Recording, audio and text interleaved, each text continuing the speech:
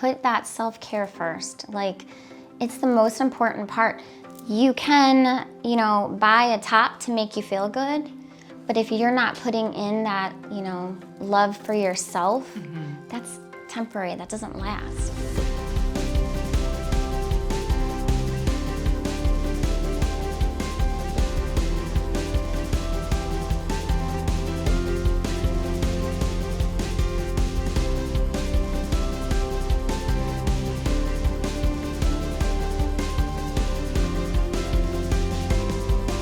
Welcome back to Live at the Hive. I'm your host, Janice Jokkel, and I am so excited for you to meet our next guest, a community connector here in Medina County. And let's welcome Jodie to the show. Hi, Jodie. So good to be here. Yes. So tell our viewers, what do you do? I am an energy healer, and kind of encompasses a whole lot of things. So I do different energies, including Reiki, and there's different subsets of Reiki. I'm a clinical hypnotherapist. Access Bars is involved in that.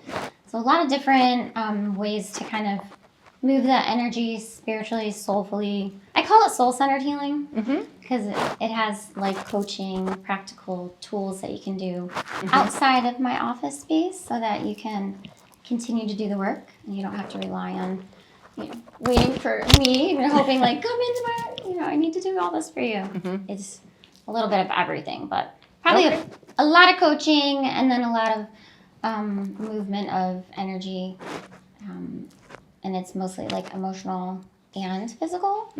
So inner child healing, a lot of people know that's the new buzzword right now. I've been doing it for years and years. And some people know it as soul retrieval or shadow work. And it's just connecting to that inner child that's within you and healing anything that might be stuck. Because sometimes you lost, a bike when you were 5. Somebody took it and you were so excited to have it because you got it. It was your birthday present. And then somebody took it. And it might seem like a little thing, but it creates like a trauma in the body. And I see a lot of clients that are in high-powered executive jobs that are, they can't understand why they can't get a little further.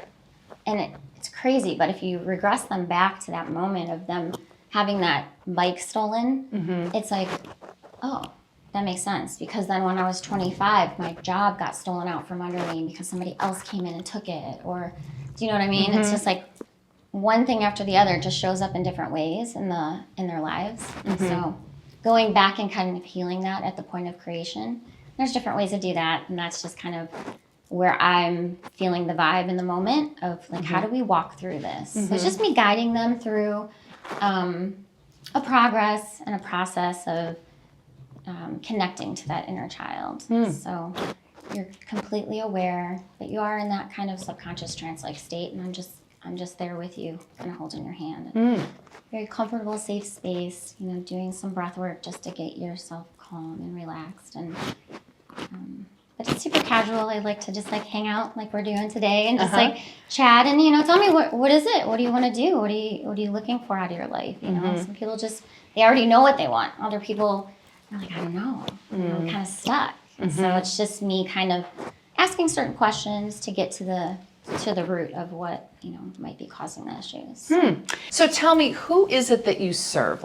Who do you find is your ideal client? Who do you feel that you attract to come in and do the work that you do? So demographically, it's going to be mostly, I would say, 30 to 60-year-old women, mostly professional women, people that, a lot of small business owners, a lot of, like I said, executives, weirdly enough, a lot of nurses and therapists.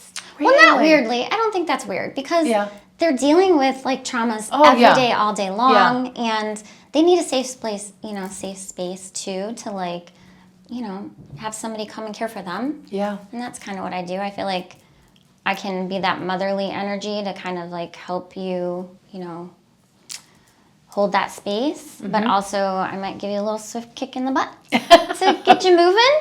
You know, I just try to meet you where you're at and give you what you need in the moment. So every session, every client is going to be totally different, but that's mainly who I seem to attract. Okay, good. So that's awesome. So you're located here in the heart of Medina, and you see clients when? When do you what is your office hours? Like, do you have an office here, but you do that when? So my typical office hours are usually like 1 to 5 on Monday. Tuesday through Friday are like 11 to 5. Wednesday I stay open a little bit later, so till 7 on Wednesday. And then I do Saturday morning sessions, 9 to 11. Okay. But then I also do, I have a lot of online clients. I speak to people sometimes all over the world. So it's something that I can do, over the phone, over Skype, over Zoom, which is really nice. Because you can still, connect with people that way. It doesn't have to be in person, but I do love an in-person session. Yeah. And how long have you been doing this? So in this space, I will be Just as in general. Okay, in general, it's been, I would say, 8 years altogether. I think 2016. Yeah, so going on 9, right? Wow. And what did you do prior to this that led up to this?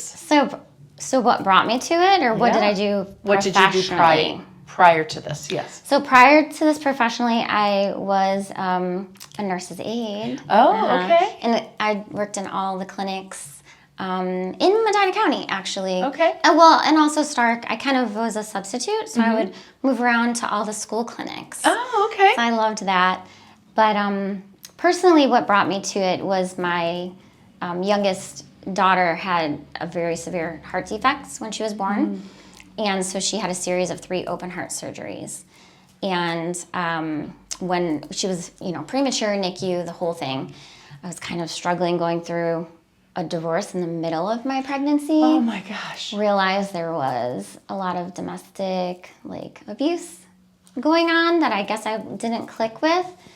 And so I was just probably in that bottomed out stage of my life. And I remember, her being really sick, not knowing if she was going to make it, and asking for pastoral care. And they were like, well, what religion are you? And I was like, well, this is how I'm based to this, but I'm like, anybody that wants to pray over my baby, anybody, bring them up. And it was the craziest thing, because every time that I asked for pastoral care,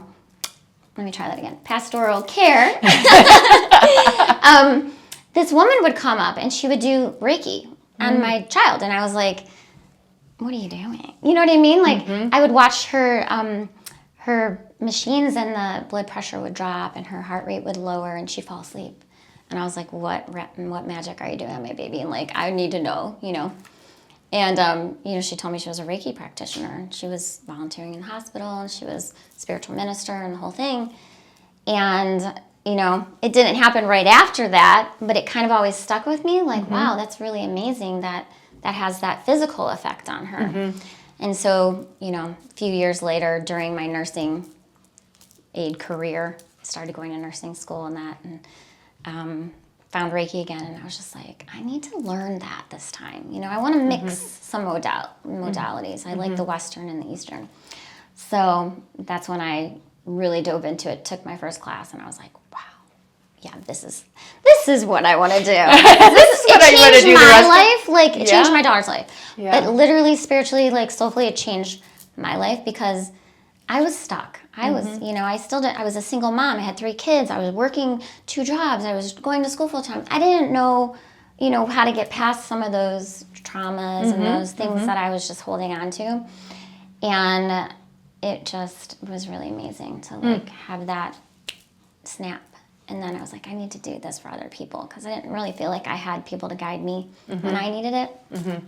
So, yeah, long story. Very nice. Very. That's how it came about. It's always interesting to hear people's journey. Yeah.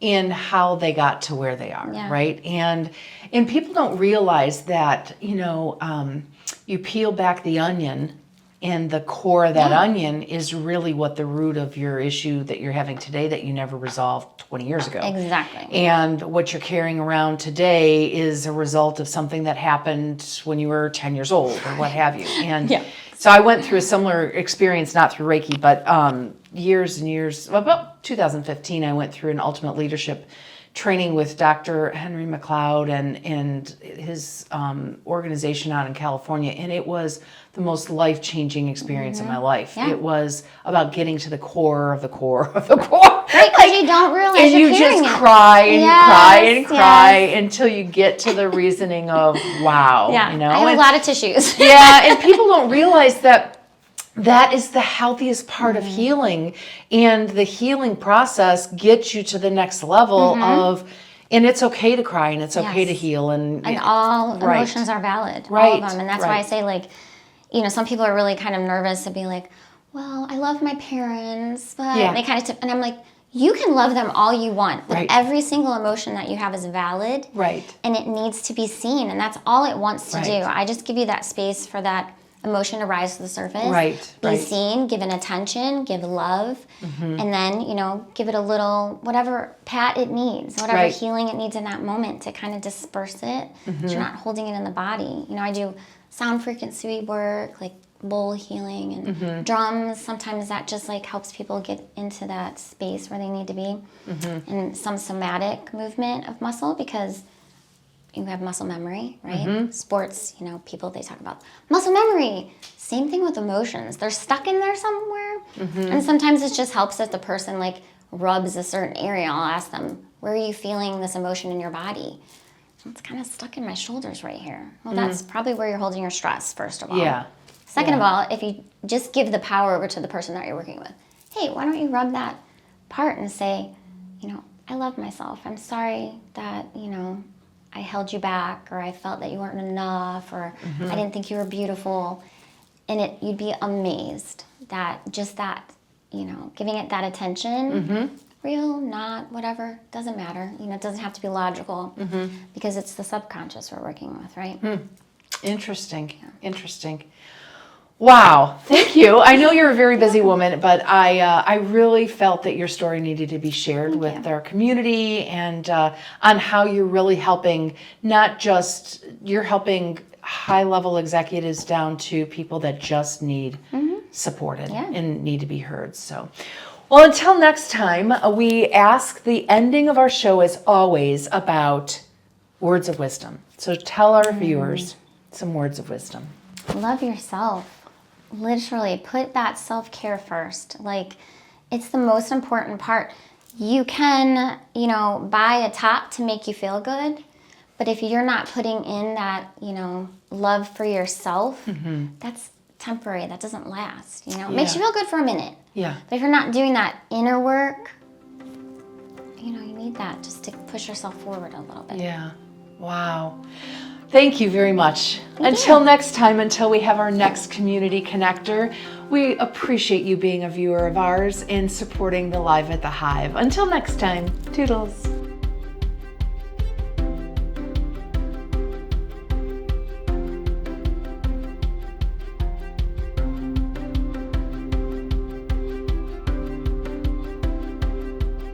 Armstrong is proud to support the community and local businesses.